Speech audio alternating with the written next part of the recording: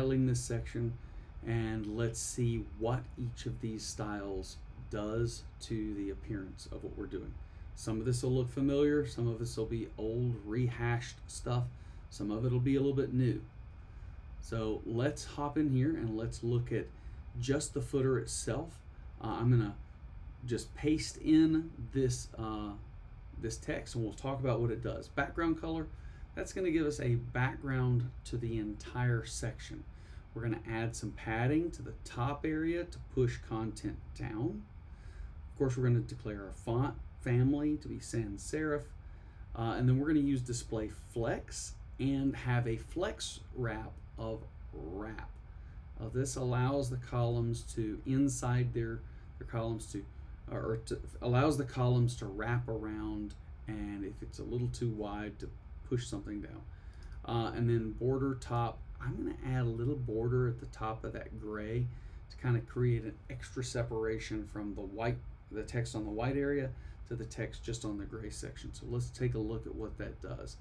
If we now refresh, we now see that we have this light gray area and this border at the top, like I mentioned. We've got a little bit of spacing that's been added to the top here, and you notice now all of our fonts are sans serif.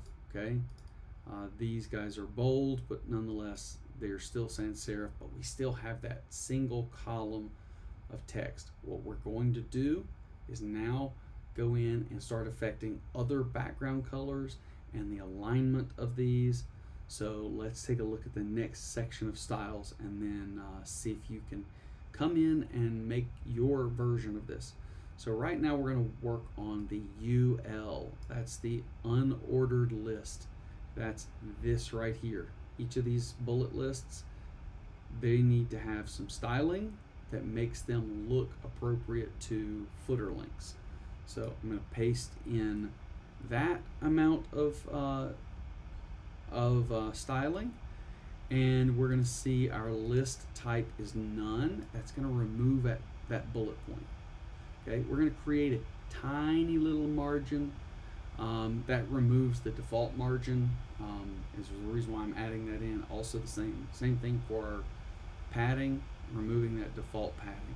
So if I've saved that and I refresh, we notice our bullet list bullets disappear, and that spacing from the word to the bullet also disappears. Okay, last one is I'm going to come in and I'm going to create a margin on any P tags that are in here. This I don't think is going to make a ton of difference, just a tiny little bit of space right here that wasn't there before. Other than that, you're just going to see the text kind of looks the same.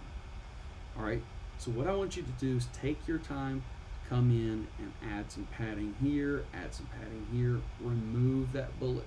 Remember, we want our bullet list type, where were we? That was here. List type to be none, and we want to take some of the margin and the padding out of this so that things kind of clump together. In a few minutes, you're going to see I'll talk a little bit about these icons that you can barely see here, and I'll tell you where you can go get them, and that way you can just use what I've got versus trying to drum up and find your own. All right, go ahead and get this work done, and I'll see you in the next video.